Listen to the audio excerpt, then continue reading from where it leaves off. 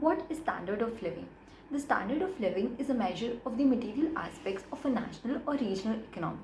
It counts the amount of goods and services produced and available for purchase by a person, family, group, or nation. Now, what is the difference between quality of life and standard of living? Standard of living refers to the level of wealth, comfort, material goods, and necessities available to a certain socio-economic class or geographical area. Quality of life, on the other hand, is a subjective term that can measure happiness. Two terms are often confused because there may be some perceived overlap in how they are defined. But knowing the different nuances of each can affect how you evaluate a country where you might be looking to invest some money. Now, how can we measure the standard of living? Two of the most commonly used indicators of standard of living in a country are the gross domestic product, that is GDP, the total production of goods and services within a calendar year, and the GDP per capita. However, in its evaluation of the standard of living, the World Bank uses gross national income (GNI) per capita. The average per person. There are various factors which are considered while evaluating the standard of living. In addition to GDP or GDP per capita, the main factors that are usually used in any calculation of the standard of living are other readily quantifiable economic factors such as average income, consumer spending, housing prices, the poverty rate in that area, available goods and services, the rate of inflation, and employment levels.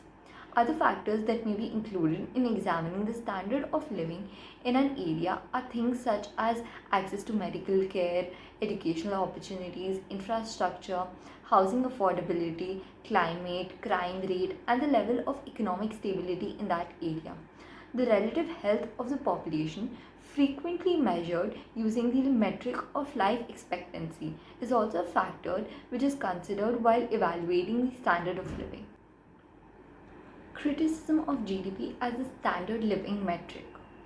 Although GDP is still the most commonly used economic metric for comparing the standard of living between countries, it is easy to point out the many ways in which GDP is a less than adequate measure. GDP fails to include key factors such as crime rate, environmental quality, example pollution, and overall levels of health. GDP also fails to factor in income disparity. Therefore, a country might be evaluated as having a very high standard of living when in fact only a relatively small proportion of population lives well, while the bulk of the population lives in extreme poverty, not benefiting from the country's high GDP rate. The top countries which are based on the standard of living are first Canada, then Denmark, third Sweden, fourth Norway, and fifth Australia. Greetings, everyone. Talking about one of the most significant and important indexes, which is statistically suitable for estimating a country's wellness and goodness quotient on a broader term.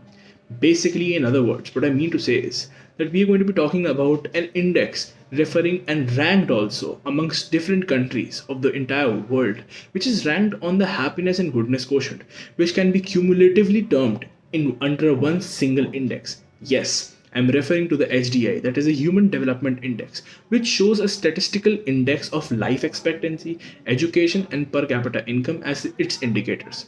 After which, this index is used to rank countries in 4 tiers of human development. It can even be expressed as a geometric mean of the before mentioned indicators. Thereby, it shows that the Human Development Index caters to one of the most important indicators of a country's development progress, which does not only entail the money matters involved or the population, whereas the actuality of the growth, which is indicated through these 4 major indicators. The countries that can be given a special mention in terms of the HDI are the ones which have been ranked in the topmost order amongst the nations of the entire world. The Scandinavian nation of Norway continues to be ranked first, both in its happiness and wellness quotient, as well as the HDI to a value of 0.957, which followed by Ireland, Switzerland, Hong Kong, Iceland, and Germany. This continues to prove the fact that you don't need to be a leading nation or a superpower to win the quest of happiness and bliss, and neither does a country's size or its army or defense prowess. It's conclusive and safe to state how European nations have had a stronghold in terms of the Human Development Index. The Human Development Index was developed to challenge the idea that a nation's progress could only be assessed by its economic growth to prove that the shortcomings of GDP as a measure. Thereby, HDI was published to stress the discussions from about development in terms of a country from GDP and steer those discussions away to an index that genuinely counts for people's lives. Thank you. Hello everyone, this is Shmita Roy from Indian Folk, and in this video I'm gonna talk about the top 10 countries by happiness. Happiness is a state and not a trait, so it is very difficult to measure one's rate of happiness. We can trace measuring of happiness back in 1971. It came in the inspiration of the country Bhutan, which is known for its innovation of attempting to measure the gross national happiness. But since 2012, UN releases its happiness ranking report based on 6 areas. Number 1, GDP per capita. Number 2, freedom to make life's decision. Number 3, healthy life expectancy. Number 4, social support. Number 5, generosity. Number 6, absence of corruption. Now you may be wondering where you can live happy. Then Indian Folk is at your service today to lead you to the 10 most happiest countries in the world. So watch through to know which countries have made their place in the top 10 countries according to Happiness Report 2021. So the topper is Finland, followed by Denmark, Switzerland, Iceland, Norway, Netherlands, Sweden, New Zealand, Austria, and last but not the least, Luxembourg. So what these countries have that make them the most happiest countries in the world? They have a level of prosperity, to be sure, but they are not the richest countries in the world. Happiness is about a balance in life. It's not about just money. It's also about how satisfied one feels about one's life. Yeah, I agree that on average, richer countries are happier, richer people are happier. But once you get a certain level of income, an extra $100 won't really impact how a person feels about their life. So having money is not the only parameter to decide whether one person is really happy or not. Whether people are happy or not, it depends on whether they are happy or satisfied with their relations. So do we have somebody we can rely on in times of worries, in times of our needs? Do we have somebody with whom we can share our worries? Another determinant of happiness is to have a sense of freedom to make important life decisions. The happy countries' people have a sense that their government will protect them, on contrary to the people of unhappy countries who have a sense of feeling that they need to be protected from the government. There, the government of the happy countries provide them with all basic necessities, including free healthcare services. And the sense of feeling that every voice matters owing to the unparalleled participation contributes towards the feeling of contentment among the people. People are happier when they are generous and when they feel they are living in a generous society. And then we see people who want to live in society with decent government. When the government is corrupted, when the leaders are corrupted and autocratic, the society is automatically unhappy. Friendliness and positive human interaction means so much to us. Happiness is an undoubted necessity that every country, every person of every country aspires to have.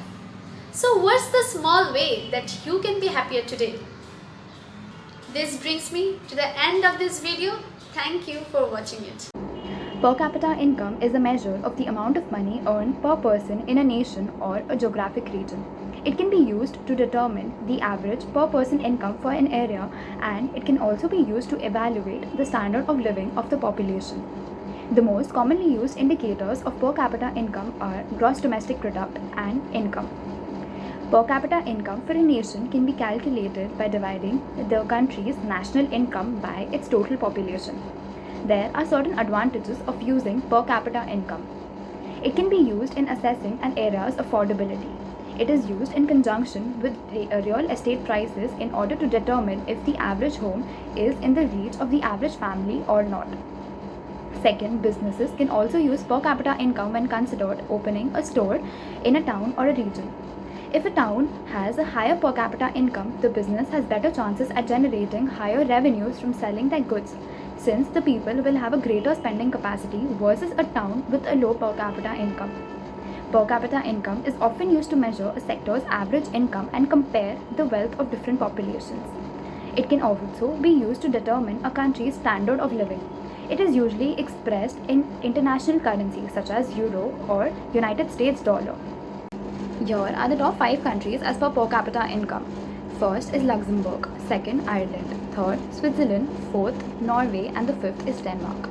William Petty came up with the basic concept of GDP in order to attack landlords against unfair taxation during the warfare between the Dutch and the English between 1654 and 1676. Charles Devenant further developed the concept of per capita income in 1695. The usage of per capita income has certain disadvantages attached to it. The first, since it uses the overall income of the population and divides it by the total number of people, it always does not provide an accurate picture of the living standards of people. Second, it does not take into account the inflation, which is the rise in the prices over time. The cost of living differences can be inaccurate when making international comparisons, since exchange rates are not included in this calculation. Also, non-monetary activities or barter services which are provided within the family is usually not taken into account. The importance of these services varies within the economies. Per capita income does not include whether income is invested in factors such as developmental activities like healthcare, education, or infrastructure.